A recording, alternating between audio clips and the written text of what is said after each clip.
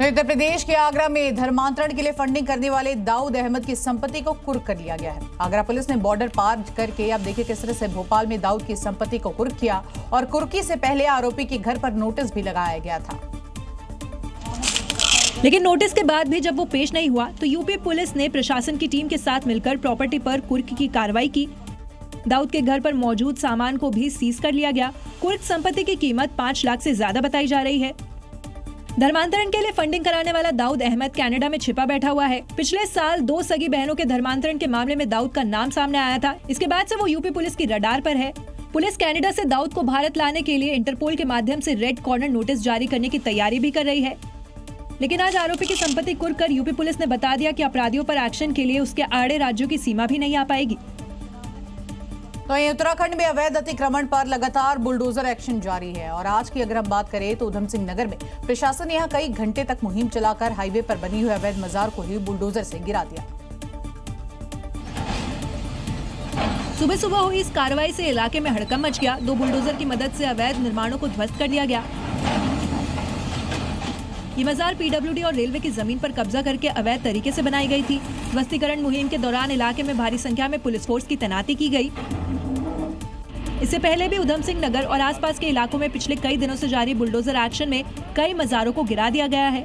ये लोग सरकारी जमीन पर कब्जा कर उस पर मजार बनाते हैं और फिर बाद में उसे वक्फ की जमीन घोषित कर देते हैं। और यही वजह है कि धामी सरकार जब से सत्ता में आई है अवैध मस्जिद, मदरसों और कब्रिस्तान के खिलाफ लगातार कार्रवाई कर रही है। अब तक 600 से अधिक अवैध निर्माणों पर एक्शन हुआ है। वहीं यूपी के कौशाम्बी में रात तकरीबन 10:30 बजे उस वक्त जमकर बवाल मच गया जब इलाके में बमबाजी की खबर से आप देखिए किस तरह से दहशत फैल गई। दरअसल पुरानी रंजिश में इलाके के ही दबंगों ने ग्राम प्रधान के पति पर बम से हमला कर दिया। इस दौरान हमले का सीसीटीवी फुटेज भी सामने आया, जहां ग्राम प्रधान के घर बमबाजी की खबर के बाद वहां पुलिस पहुंची। इस दौरान पुलिस बाकी लोगों से पूछताछ कर ही रही थी कि तभी ग्राम प्रधान के घर के पास एक और बम फेंका गया, जिसके बाद बवाल मच गया। वहीं पुलिस से बात कर रहे शख्स ने बम फेंकने वाले पर पत्थर से हमले किए। वहीं बमबाजी के बाद इलाके में खौफ का माहौल है। दरअसल पुरानी रंजिश में गांव के ही रहने वाले कुछ लोग ने ग्राम प्रधान के पति के खिलाफ पहले गाली गलौज की और फिर उसके घर पर बम से हमला कर दिया। वहीं जब पुलिस मौके पर पहुंची तो उसके सामने भी बम फेंके गए। मामले की गंभीरता को देखते हुए ग्राम प्रधान ने सुरक्षा की मांग की है और योगी फोर्स अब बमबाज का इलाज करने में जुट गई है।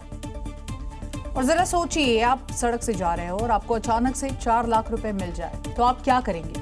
अमूमन लोग इसे भगवान का दिया हुआ आशीर्वाद समझकर अपने पास ही रख लेते हैं, लेकिन उत्तर प्रदेश के शामली से ठीक उलट तस्वीर देखने को मिली है। शख्स ने पुलिस को बुलाकर पूरे पैसे पुलिस को दे दिए, जो देखकर पुलिस भी दंग रह गई।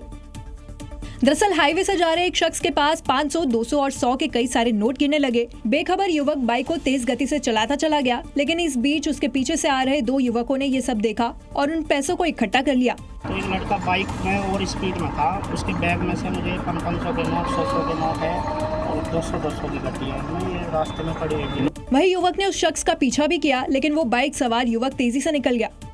ठीक है, आपने पैसा आज पुलिस को सुपुर्द कर दिया, ये पैसा उन तक पहुंचा दिया जाएगा। तुम्हारा नाम पता हमने नोट कर लिया।